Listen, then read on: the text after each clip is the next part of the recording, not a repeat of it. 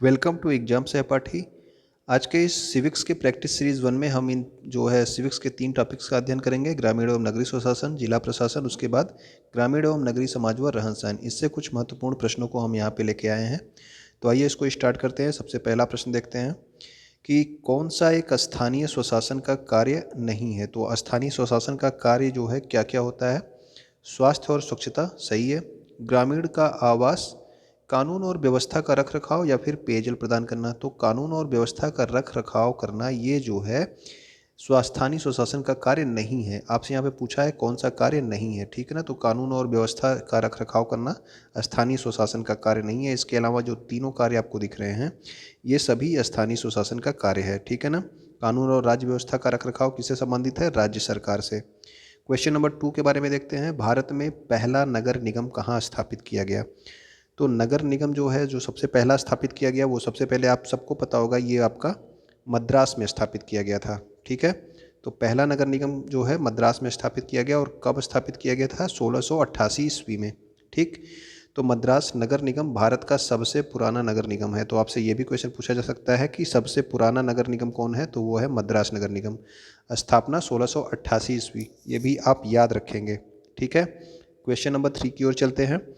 नगर निगम की स्थापना किसके द्वारा की जाती है। तो नगर निगम की स्थापना कौन करता है, राज्यपाल करता है या फिर राज्य विधानमंडल के जो कोई अधिनियम बना के किया जाता है या फिर संसद द्वारा किया जाता है या मुख्यमंत्री द्वारा। तो जो नगर निगम है इसकी स्थापना जो है राज्य विधानमंडल के एक अधिनियम के द्वारा किया जाता है, ठीक। तो राज्य विधानमंडल के अधिनियम के द्वारा इसकी स्थापना की जाती है। सभी राज्यों में देखिए यहाँ पे कि सभी राज्यों में जो नगर निगम है वो राज्य विधायिका द्वारा पारित एक विशेष अधिनियम के अंतर्गत स्थापित किए जाते हैं। लेकिन यहाँ पे एक जो है दिल्ली नगर निगम, इसका अपवाद है, क्योंकि जो दिल्ली नगर निगम है इसकी स्थापना का अधिकार किसके पास है, तो वो संसद के पास है। जबकि और सभी राज्य जो है वो उस राज्य की राज्य विधायिका द्वारा पारित एक विशेष अधिनियम के अंतर्गत जो है ये बनाए जाते हैं, ठीक है ना। लेकिन दिल्ली नगर निगम की स्थापना का अधिकार किसके पास था, तो ये है आपके संसद, ठीक। तो अब देखिए अगला है आपका कि भारत में स्थानीय स्वशासन के जनक के रूप में कौन जाना जाता है। तो ये जो है बहुत पॉपुलर क्वेश्चन है, इसका आंसर आप लोगों को पता होगा। तो इसका जो आंसर है ये है आपका लॉर्ड रिपन, ठीक है। तो लॉर्ड रिपन को जो है भारत में स्थानीय स्वशासन के जनक के रूप में जाना जाता है। और लॉर्ड सन 1882 में क्या किया था कि वायसराय लॉर्ड रिपन ने स्थानीय स्वशासन के लिए एक प्रस्ताव पारित किया था और इसको जो है स्थानीय स्वशासन का मैग्ना कार्टा कहा जाता है। तो एक क्वेश्चन इसी तरह से भी बनता है कि स्थानीय स्वशासन का मैग्ना कार्टा किसके द्वारा प्रस्तुत किया गया था, तो वो किया गया था किसके द्वारा, लॉर्ड रिपन के द्वारा, ठीक है ना। तो इसका जो सही आंसर है लॉर्ड रिपन है, 1882 भी आप याद रखेंगे। पंचायती राज व्यवस्था किस सिद्धांत पर आधारित है। तो ये वाला क्वेश्चन भी बहुत इंपॉर्टेंट है, ये आपको पता होना चाहिए। विकेंद्रीकरण है, असंकेंद्रीकरण है या फिर लोकतांत्रिक विकेंद्रीकरण है या फिर लोकतांत्रिक केंद्रीयतावाद है।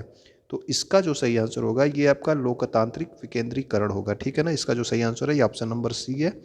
पंचायती राज व्यवस्था किस सिद्धांत पे आधारित है, तो वो है आपके लोकतांत्रिक विकेंद्रीकरण व्यवस्था पे। तो बलवंत राय मेहता समिति ने जो है आपको पता है कि त्रिस्तरीय जो है व्यवस्था किसने दी थी, तो वो बलवंत राय मेहता समिति के द्वारा सुझाई गई थी।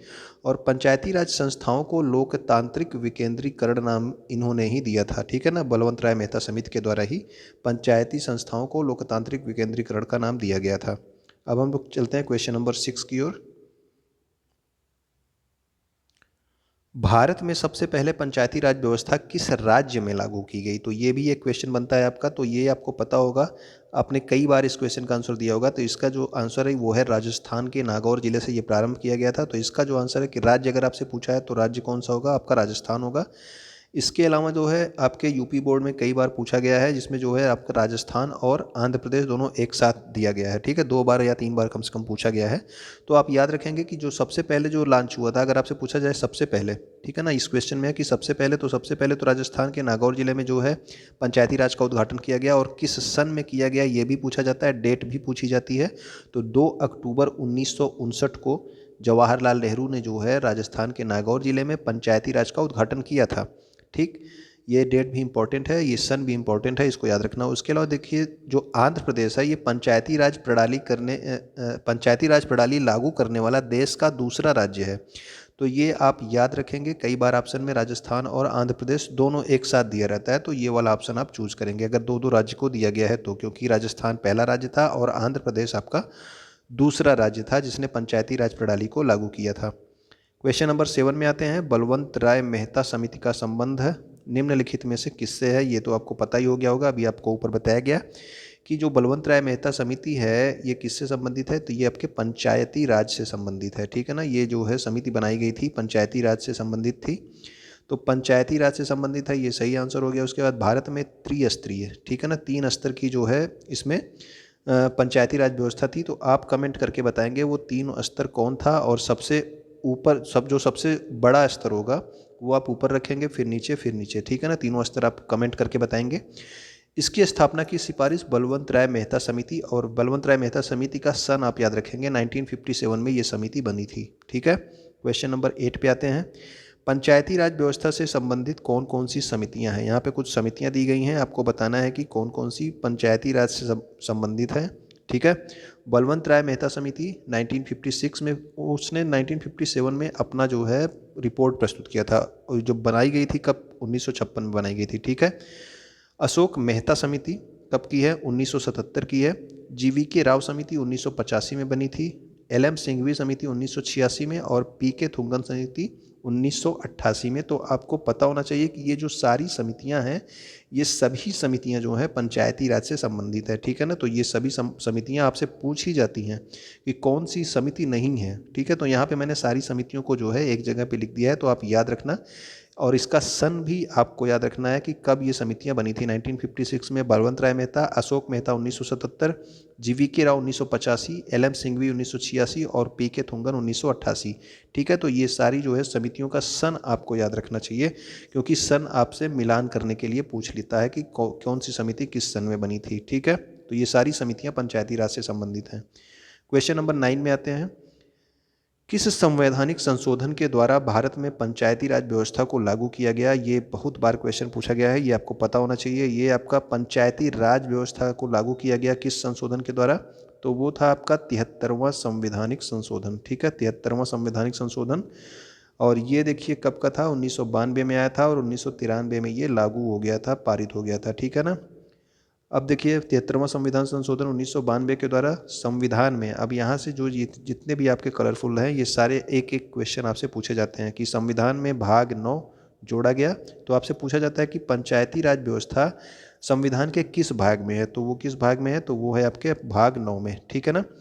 उसके बाद इसमें 16 नए अनुच्छेद जोड़े गए। आपसे पूछा जाता है कि कितने अनुच्छेद जोड़े गए? तो वो आपके 16 नए अनुच्छेद जोड़े गए। और आपसे पूछा जाता है कि पंचायती राज व्यवस्था में या फिर 73वें संविधान संशोधन के द्वारा कौन सी अनुसूची जोड़ी गई? तो 11वीं अनुसूची जोड़ी गई। और सबसे इम्पोर्टेंट क्वेश्चन जो पूछा जाता है कि 11वीं अनुसूची में कितने विषय हैं? ठीक है, जो पंचायती राज व्यवस्था से संबंधित है वो कितने विषय हैं? तो ये आपके 29 विषय हैं, ये भी आप याद रखना। ठीक है ना, 11वीं अनुसूची में 29 विषय हैं, और आपका ये भाग 9 का है, इसमें 16 नए अनुच्छेद जोड़े गए हैं। ठीक, 73वें संविधान संशोधन 1992 के द्वारा। और ये किससे संबंधित है? पंचायती राज व्यवस्था से संबंधित है। क्वेश्चन नंबर 10 में आते हैं।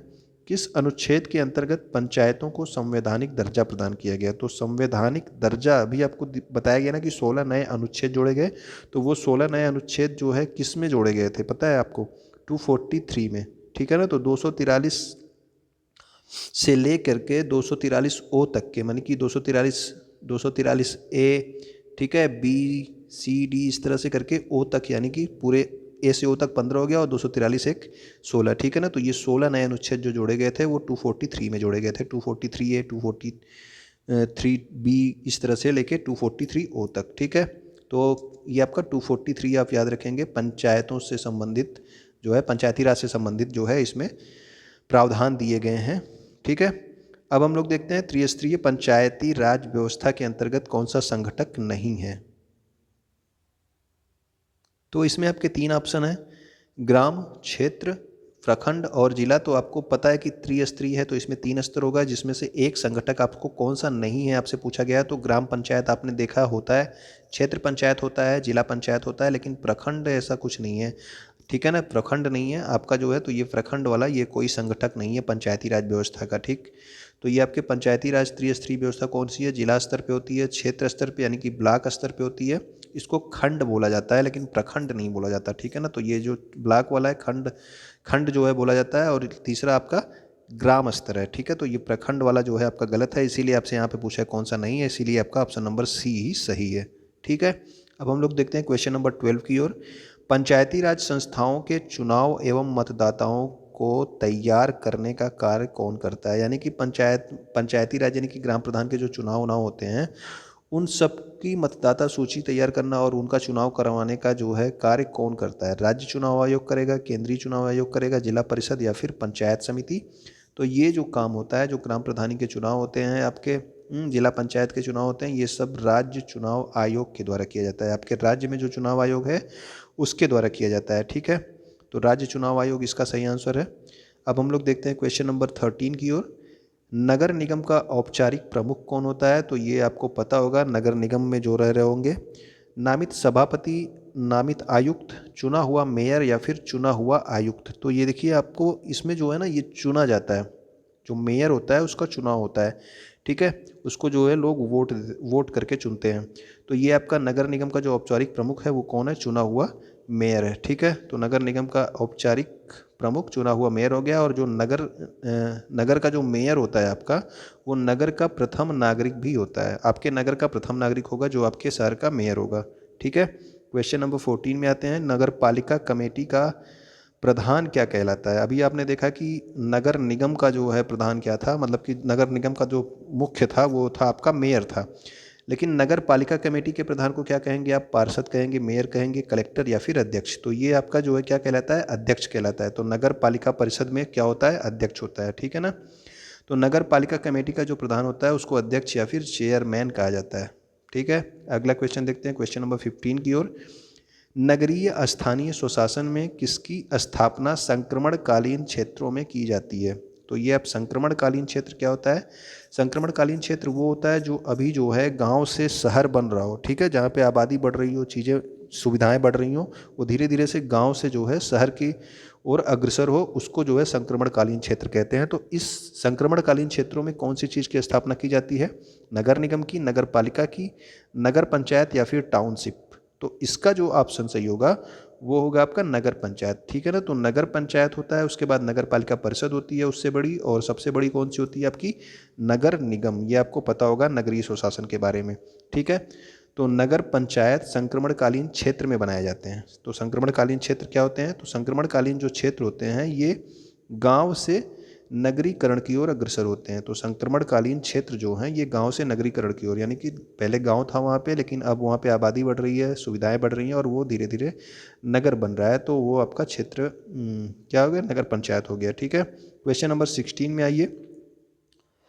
16 में आपका है कि निम्नलिखित में से किस पर कर लगाने के लिए नगर निगम को अधिकार नहीं होता? यानी कि नगर निगम आपका कौन कौन सा कर ले सकता है, आपको वो बताना है कि इन सब ये जो तीनों ऑप्शन है कि इसमें कौन कौन से, किस पर वो कर नहीं लगाता है? संपत्ति पर, वाहन पर, बिक्री कर या फिर मनोरंजन कर? तो जो ये बिक्री कर है ना, तो ये बिक्री कर जो है ये आपका नगर निगम नहीं लेता है। ठीक है, तो नगर निगम बिक्री कर नहीं लेता है। तो नगर निगम के आय के स्रोत क्या क्या है, नगर निगम किस किस पर कर लगा सकता है, वो यहाँ पे लिखा गया है, ये आप जरूर ध्यान रखना। ठीक है, इस तरह का क्वेश्चन आपसे पूछ लिया जाता है। तो जल कर हो गया, सॉरी, गृह कर हो गया, बाजार कर, मनोरंजन कर, वाहन कर और राज्य सरकार द्वारा जो अनुदान दिया जाता है। ठीक है, ये कर नहीं है, मतलब ये हमने यहाँ पे बताया कि नगर निगम के आय के स्रोत कहाँ कहाँ से इस पे आय मतलब कि अर्जित करता है नगर निगम। तो ठीक है ना, जल पे कर लगाता है, गृह कर लगाता है, बाजार कर लगाता है, मनोरंजन कर लगाता है, वाहन कर लगाता है। इसके अलावा जो है राज्य सरकार जो है नगर निगम को अनुदान भी देती है अपनी तरफ से विकास के लिए। ठीक है ना, तो ये सभी इनके आय के स्रोत हैं, तो ये आप याद रखना। अब हम लोग देखते हैं अगला क्वेश्चन, क्वेश्चन नंबर 17 की ओर। तो अगला क्वेश्चन है कि निर्वाचन के बाद सरपंच के विरुद्ध अविश्वास प्रस्ताव प्रस्तुत किया जा सकता है, यानी कि कब जो है हम, यानी कि जब चुनाव हो जाता है किसी सरपंच का, उसके विरुद्ध अविश्वास प्रस्ताव हम कितने समय के बाद प्रस्तुत कर सकते हैं? तो 3 महीने के बाद, 6 महीने के बाद, 1 वर्ष के बाद या फिर 2 वर्ष के बाद। तो इसका जो सही आंसर है ये है आपका 2 वर्ष के बाद, यानी कि जब उसका चुनाव हुआ, जब वो चुना गया, जब वो जो है सरपंच बन गया, तो उसके 2 वर्ष के बाद ही हम उस पर जो है अविश्वास प्रस्ताव जो है ले आ सकते हैं। ठीक है ना।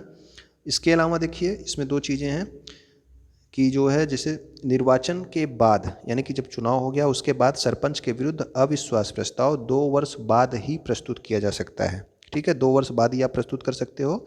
लेकिन अगर जो आप अविश्वास प्रस्ताव आपने प्रस्तुत किया 2 वर्ष बाद, वो अविश्वास प्रस्ताव अगर विफल हो गया, ठीक है ना, अविश्वास प्रस्ताव जो है सफल नहीं हुआ, यानी कि उसके पक्ष में ही वोट पड़ गए फिर, तो उसके 1 वर्ष बाद ही पुनः अविश्वास प्रस्ताव लाया जा सकता है। ठीक है, यानी कि जिस दिन आपका जो है अविश्वास प्रस्ताव जो है विफल हुआ, उसके 1 वर्ष बाद फिर आप अविश्वास प्रस्ताव ला सकते हैं। लेकिन स्टार्टिंग में जब उसका निर्वाचन हुआ था उस समय जो है अविश्वास प्रस्ताव 2 वर्ष के बाद पहली बार प्रस्तुत किया जा सकता है। ठीक है, तो अब देखिए अगला क्वेश्चन देखते हैं। क्वेश्चन नंबर 18 की ओर चलते हैं। ग्राम पंचायत अपने सभी कार्यों के लिए किसके प्रति उत्तरदायी होती है? तो ये ग्राम पंचायत की बात हो रही कि ये जो अपने सभी कार्य करती है इसके लिए किसके प्रति उत्तरदायी होती है? तो सरपंच के प्रति उत्तरदायी होती है, ग्राम सभा के प्रति, क्षेत्र समिति के प्रति या फिर जिलाधिकारी के प्रति।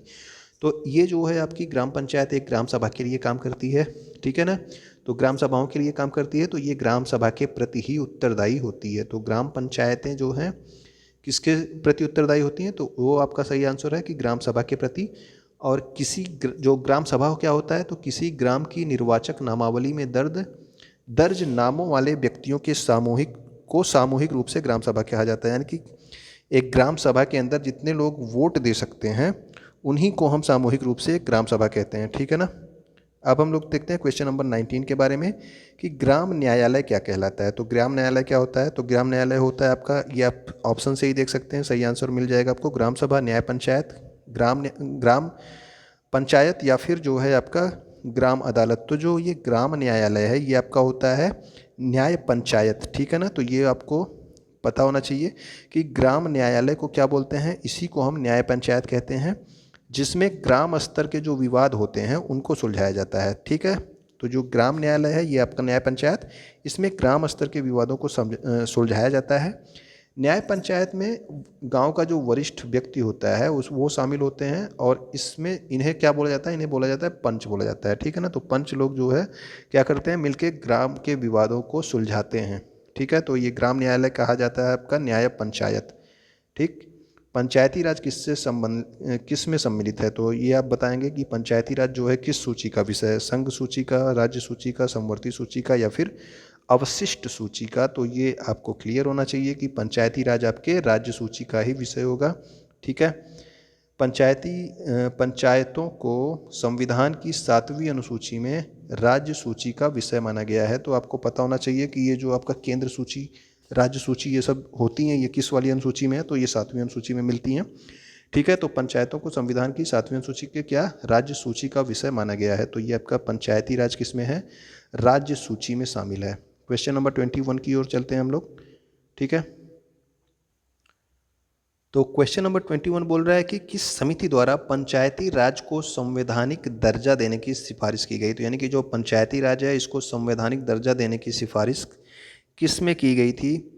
तो बलवंत राय मेहता समिति थी, या फिर अशोक मेहता समिति थी, या सरकारिया आयोग था, या फिर एल.एम. सिंघवी समिति। तो इसका जो सही आंसर होगा वो होगा एल.एम. सिंघवी समिति। ठीक है ना, एल.एम. सिंघवी समिति ने क्या किया था? 1986 में इसका निर्माण हुआ था, मतलब इसको बनाया गया था, और इसने सुझाव दिया था कि जो है पंचायती राज को संवैधानिक दर्जा प्रदान कर दिया जाए। इसके अलावा जो है एक और समिति थी जिसने संवैधानिक दर्जा जो है प्रदान करने की सिफारिश की थी, वो थी आपकी, देखिए आपको स्टार्टिंग से बताते, पंचायती राज को संवैधानिक स्थिति प्रदान करने की सिफारिश एल.एम. सिंघवी समिति 1986 और पी.के. थुंगन समिति 1988 में बनी थी, 1988 में। इन दोनों समितियों ने जो है पंचायती राज को संवैधानिक दर्जा जो है संवैधानिक स्थिति प्रदान करने की संस्तुति की थी या फिर सिफारिश की थी। और इन्हीं जो है समितियों की सिफारिश के आधार पर प्रधानमंत्री पी.वी. नरसिम्हा राव के शासनकाल में 73वां संविधान संशोधन प्रस्तुत किया गया था। ठीक है ना, तो जो ये 73वां संविधान संशोधन प्रस्तुत किया गया था ये किस प्रधानमंत्री के समय में, किस के शासनकाल में प्रस्तुत हुआ था? तो ये थे प्रधानमंत्री पी.वी. नरसिम्हा राव के। ठीक है ना। तो किस किस समिति ने जो है संवैधानिक स्थिति प्रदान करने की सिफारिश की थी, तो वो थी आपकी एल.एम. सिंघवी समिति 1986। उसके अलावा आपके पी.के. थुंगन समिति 1988। इन दोनों के द्वारा जो है आपकी संवैधानिक स्थिति प्रदान करने की जो है बात की गई थी। ठीक है, आप दोनों याद रखेंगे। अब हम लोग क्वेश्चन नंबर 22 में देखते हैं। दोनों ऑप्शन में आपको नहीं मिलेगा। ठीक है, मैंने कई बार क्वेश्चन देखे हैं, आपको कोई एक ऑप्शन में मिलता है, या तो एल.एम. सिंघवी मिलता है या तो पी.के. थुंगन मिलता है। ठीक है ना। अगर दोनों मिलेगा तो ऑप्शन में आपको ए या बी दोनों इस तरह से लिखा होगा। पंचायती राज व्यवस्था को द्विस्तरीय बनाने का सुझाव किसने दिया था? त्रिस्तरीय की बात आपने देखी थी, किसने की थी सबसे पहले? तो वो था आपका बलवंत राय मेहता समिति। लेकिन उसके बाद जो है 1977 में बनी थी आपकी अशोक मेहता समिति। ठीक है ना, तो अशोक मेहता समिति इसका सही आंसर है। तो अशोक मेहता समिति ने कहा कि द्विस्तरीय जो है पंचायती राज व्यवस्था को बनाया जाए, त्रिस्तरीय नहीं। ठीक है ना। तो ये द्विस्तरीय में कौन कौन से स्तर शामिल किए थे उन्होंने?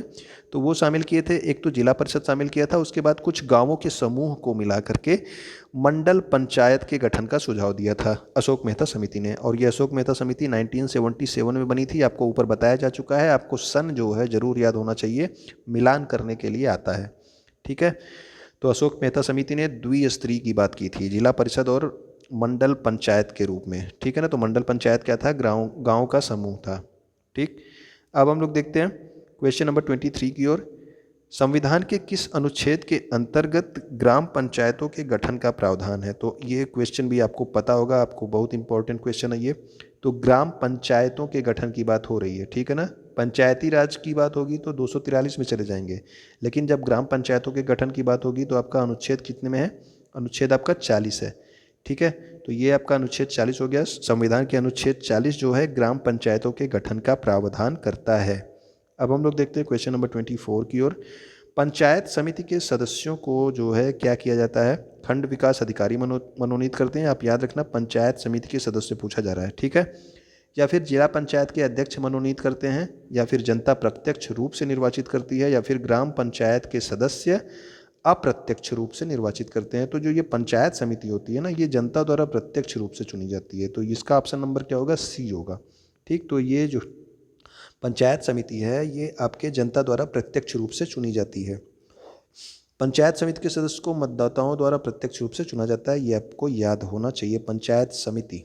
ठीक, अब अगला क्वेश्चन है क्वेश्चन नंबर 25 कि शारदा अधिनियम के अंतर्गत लड़कियों एवं लड़कों के विवाह की न्यूनतम आयु कितनी निर्धारित की गई थी? तो ये एक आपका शारदा अधिनियम आया था। तो ये शारदा अधिनियम आपका किस सन में आया था? तो ये आया था आपके 1929 में। ठीक है ना। इसका नाम एक और नाम था जो कि था बाल विवाह प्रतिबंध अधिनियम। ठीक है, बाल विवाह प्रतिबंध अधिनियम 1929 को आया था ये, और इसी को शारदा अधिनियम के नाम से जाना जाता है। और इसमें जो है लड़कियों और लड़कों के विवाह की जो न्यूनतम आयु निर्धारित की गई थी, वो निर्धारित की गई थी 14 वर्ष और 18 वर्ष। यानी कि लड़कियों की आयु शादी की कितनी निर्धारित की गई थी? 14 वर्ष, और लड़कों की आयु निर्धारित की गई थी 18 वर्ष। और जो ये शारदा अधिनियम है, ये सन आप याद रखना 1929 में। इसका एक और नाम है बाल विवाह प्रतिबंध अधिनियम, जिसको शारदा अधिनियम के नाम से जाना जाता है। ठीक है, अगला क्वेश्चन देखते हैं क्वेश्चन नंबर 26 को कि राष्ट्रीय पंचायती राज दिवस कब मनाया जाता है? ये क्वेश्चन आपको पता होगा, ये अभी अभी बीता है जल्दी में ही। तो ये आपका 24 अप्रैल को जो है राष्ट्रीय पंचायती राज दिवस, या फिर आपसे क्वेश्चन पूछ लिया जाता है कि राष्ट्रीय पंचायत दिवस कब मनाया जाता है? तो पंचायत दिवस या पंचायती राज दिवस दोनों सेम है, तो ये आपके 24 अप्रैल को ही मनाया जाता है। क्वेश्चन नंबर 27 में आते हैं।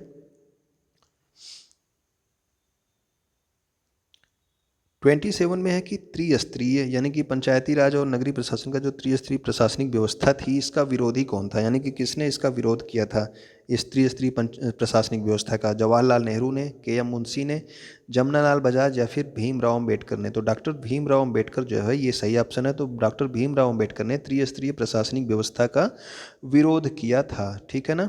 तो इसका जो सही आंसर हो गया वो ये हो गया आपका doctor Bhimrao Ambedkar. Question number 28 में देखते हैं हम लोग। उत्तर प्रदेश पंचायती राज अधिनियम सबसे पहले कब पारित किया गया था? तो ये उत्तर प्रदेश पंचायती राज अधिनियम पूछा गया है, और पूछा गया है कि सबसे पहले कब पारित किया गया था। इसमें बाद में संशोधन किए गए। ठीक है, लेकिन आपसे अगर पूछा जाए कि सबसे पहले कब पारित किया गया, तो ये पारित किया गया था 1947 में। ठीक है, तो उत्तर प्रदेश पंचायती राज अधिनियम सबसे पहले कब पारित किया गया? तो 1947 में। ये वाला क्वेश्चन आप जरूर याद रखना। ठीक है, तो सबसे पहले उत्तर प्रदेश पंचायती राज अधिनियम 1947 में और उत्तर प्रदेश क्षेत्र पंचायत और जिला पंचायत अधिनियम 1961 में पारित किया गया था। ये दोनों अलग अलग क्वेश्चन हैं, याद रखिएगा आप लोग। अगर आपसे पंचायती राज अधिनियम पूछेगा उत्तर प्रदेश का तो वो 1947 में सबसे पहले पारित किया गया, सबसे पहले की बात हो रही है। और उत्तर प्रदेश का जो क्षेत्र पंचायत और जिला पंचायत अधिनियम है वो कब आया था, तो वो आया था सबसे पहले 1961 में। ठीक, तो उत्तर प्रदेश क्षेत्र पंचायत और जिला पंचायत अधिनियम 1961 में और पंचायती राज अधिनियम उत्तर प्रदेश का 1947 में। ये उत्तर प्रदेश से संबंधित है, इसको आप जरूर याद रखना। क्वेश्चन नंबर 29 के बारे में देखिए कि ग्राम पंचायत का सदस्य बनने के लिए न्यूनतम आयु सीमा क्या होती है। तो ये आपको पता होगा, ग्राम पंचायत का सदस्य बनने के लिए, ग्राम प्रधान बनने के लिए इस तरह से क्वेश्चन आपसे पूछ लेगा। तो इसकी जो न्यूनतम आयु सीमा होती है वो होती है आपकी 21 वर्ष। ठीक है, तो 21 वर्ष होती है आपका। ये वाला क्वेश्चन का आंसर आपको पता ही होगा। क्वेश्चन नंबर 30 में आते हैं कि निम्नलिखित कार्यों में से पटवारी या लेखपाल का उत्तरदायित्व तो कौन सा है। तो ये जिला प्रशासन वाले जो है टॉपिक में आता है, लेखपाल पटवारी ये सब। ठीक है ना, तो पटवारी का उत्तरदायित्व यानी कि पटवारी का कार्य क्या है या फिर लेखपाल का कार्य क्या है। भूमि विकास के लिए रोजगार योजनाओं को लागू करना, नई रोजगार योजना ये क्यों लागू करेगा। शिकायतों की जांच पड़ताल के द्वारा भूमि संबंधी विवादों को रोकना, भूमि संबंधी विवाद को रोकेगी क्या, कोर्ट। ठीक है, भूमि मापन और आलेखों को सुरक्षित करना। तो भूमि मापन और आलेखों को सुरक्षित करने का कार्य किसका है, तो ये है आपके लेखपाल या पटवारी का। ठीक है, तो इसके अलावा देखिए ये क्या करता है कि लेखपाल का उत्तरदायित्व है कि वह भूमि मापन व आलेखों को सुरक्षित रखे तथा साथ ही वह अपने अधिकार क्षेत्र में, यानी कि जो लेखपाल का अधिकार क्षेत्र होगा उसमें लगाई गई फसलों के बारे में सरकार को सूचना देने के लिए भी उत्तरदायी होता है। ठीक है, तो ये क्या करता है कि भूमि मापन के आलेखों को सुरक्षित रखता है। उसके अलावा जो है, जो उसके अधिकार क्षेत्र में जितनी भी जो भी फसलें लगाई गई हैं उसके बारे में ये सरकार को जानकारी देता है। ठीक है ना, सरकार को सूचना देता है कि यहाँ पे इतनी फसल उत्पादन हुआ है। ठीक, अब अगला देखते हैं क्वेश्चन नंबर 31 की ओर आते हैं। क्षेत्र पंचायत के सचिव को क्या कहा जाता है। तो जो क्षेत्र पंचायत का सचिव होता है उसको हम क्या कहते हैं, तो ग्राम विकास अधिकारी क्या होता है, विलेज डेवलपमेंट ऑफिसर, खंड विकास अधिकारी, ब्लॉक डेवलपमेंट ऑफिसर, मुख्य विकास अधिकारी, चीफ डेवलपमेंट ऑफिसर, उसके बाद उप जिला अधिकारी आप क्या हो गया, एसडीएम बोलते हैं इसको, सब डिस्ट्रिक्ट मजिस्ट्रेट हो गया। ठीक है ना, तो ये आपका जो है क्वेश्चन नंबर 31 में क्षेत्र पंचायत के सचिव को हम बोलते हैं खंड विकास अधिकारी। तो आपने ये सुना होगा खंड विकास अधिकारी के बारे में, तो खंड विकास अधिकारी आपका बीडीओ होता है। ठीक है ना, ये वाला ऑप्शन है। तो ये आपके क्षेत्र पंचायत का सचिव होता है। इसके अलावा ग्राम पंचायत का जो सचिव होता है वो है आपका ग्राम विकास अधिकारी। हाँ, और जिला पंचायत का सचिव कौन है, मुख्य विकास अधिकारी हो गया, सीडीओ। और ये जिला पंचायत का सचिव है उसके, या फिर इसको मतलब कि ये जो है, जो जिला पंचायत का सचिव है ये जिले का मुख्य विकास अधिकारी या फिर पंचायती राज अधिकारी होता है। ठीक, ग्राम का आपका विलेज ग्राम विकास अधिकारी हो गया और खंड विकास अधिकारी किसका हो गया, क्षेत्र पंचायत का सचिव। क्वेश्चन नंबर 32 की ओर आते हैं हम लोग। ये भी एक पॉपुलर क्वेश्चन है, क्वेश्चन इंपॉर्टेंट है कि सामुदायिक विकास कार्यक्रम कब शुरू किया गया था। तो ये जो स्टार्ट हुआ था सामुदायिक विकास कार्यक्रम ये हुआ था 1952 में। ठीक है ना, तो इसका जो सही ऑप्शन है वो ऑप्शन नंबर ए है, 1952 सामुदायिक विकास कार्यक्रम जो है शुरू हुआ था 1952 में। इसको आप बस सन याद रखिएगा। क्वेश्चन नंबर 33 में देखिए कि जिले में माध्यमिक शिक्षा की व्यवस्था कौन करता है। तो माध्यमिक शिक्षा की व्यवस्था कौन करेगा ये आपको याद होना चाहिए। प्राथमिक शिक्षा की व्यवस्था, प्राथमिक और उच्च प्राथमिक की व्यवस्था कोई दूसरा अधिकारी करता है, जबकि माध्यमिक शिक्षा की व्यवस्था करता है कौन, जिला विद्यालय निरीक्षक। ठीक है, तो जी ऑप्शन नंबर सी जो है आपका जिला विद्यालय निरीक्षक ये माध्यमिक शिक्षा की व्यवस्था करता है। तो माध्यमिक शिक्षा आप याद रखना, जिला विद्यालय निरीक्षक। लेकिन अगर आपसे पूछा जाएगा कि आपके माध्यमिक शिक्षा की व्यवस्था तो जिला विद्यालय निरीक्षक कर रहा है, लेकिन अगर आपको प्राथमिक और उच्च प्राथमिक पूछ लिया जाए कि प्राथमिक और उच्च प्राथमिक की शिक्षा की व्यवस्था कौन करेगा, तो वो आपका जिला का बेसिक शिक्षा अधिकारी करता है। ठीक है ना, तो ये आप याद रखना कि अगर माध्यमिक शिक्षा पूछा जाए तो माध्यमिक शिक्षा का क्या है, जिला विद्यालय निरीक्षक। आप जरूर याद रखना क्योंकि ये आता है तो सब यही वाला मार देते हैं, बेसिक शिक्षा अधिकारी ही। लेकिन बेसिक शिक्षा अधिकारी है वो बेसिक यानी कि प्राथमिक और उच्च प्राथमिक विद्यालय की शिक्षा व्यवस्था की जिम्मेदारी लेता है। ठीक है ना, तो ये दोनों अंतर आप जरूर याद रखना। क्वेश्चन नंबर 34 की ओर आते हैं हम लोग। लेखपाल या पटवारी के कार्य की देखभाल कौन करता है। तो लेखपाल जो है आपका काम करता है किसके अंदर, तहसीलदार के अंदर। ठीक है ना, तो तहसीलदार जो है भूमि से संबंधित विवादों को सुनते हैं। ठीक। तो ये जो है इसका सही आंसर हो गया कि लेखपाल पटवारी जो है किसके अंतर्गत काम करता है या फिर उनके कार्यों की देखभाल कौन करता है, तो वो करता है आपका तहसीलदार। क्वेश्चन नंबर 34 हो गया। हम लोग क्वेश्चन नंबर 35 की ओर आते हैं। तो क्वेश्चन नंबर 35 है आपका, 35 में है कि नगरीय क्षेत्रों में आधारभूत सुविधाओं के विकास के लिए जेनर्म योजना कब शुरू की गई। ठीक है, तो ये आपका जो है एक इम्पॉर्टेंट क्वेश्चन बन जाता है नगरीय क्षेत्रों से संबंधित। नगरीय क्षेत्रों में आधारभूत सुविधाओं के लिए जेनर्म योजना आपकी स्टार्ट की गई थी 2005 में। ठीक है ना, तो 2005 इसका सही आंसर है क्वेश्चन नंबर 35 का। तो हिस्ट्री का जो है जो आपका 10 प्रैक्टिस सेट हो गया है वो आपके टेलीग्राम चैनल पे आपके अवेलेबल है। तो टेलीग्राम का जो लिंक है आपका ये आपके इस वीडियो के जो है डिस्क्रिप्शन में दिया हुआ है। ठीक है ना, आपको फेसबुक का, इंस्टाग्राम का और टेलीग्राम का भी और लिंक आपको दिया गया है। तो टेलीग्राम आप ज्वाइन कर लीजिएगा, वहाँ पे जो है आपको जो है एक साथ कम से कम पाँच पाँच जो है जब आपके प्रैक्टिस सीरीज हो जाएंगे तो वो आपको भेज दिया जाएगा। ठीक है, तो आप उसको ज्वाइन कर लीजिएगा। वीडियो उम्मीद करता हूँ कि आपको पसंद आया होगा। पसंद आया होगा तो आप लाइक करेंगे और अपने आप कुछ ना कुछ कमेंट कर दिया कीजिए। ठीक है, और अपने दोस्तों के साथ वीडियो ज़रूर शेयर कर दिया कीजिए। वीडियो देखने के लिए आपका बहुत बहुत धन्यवाद।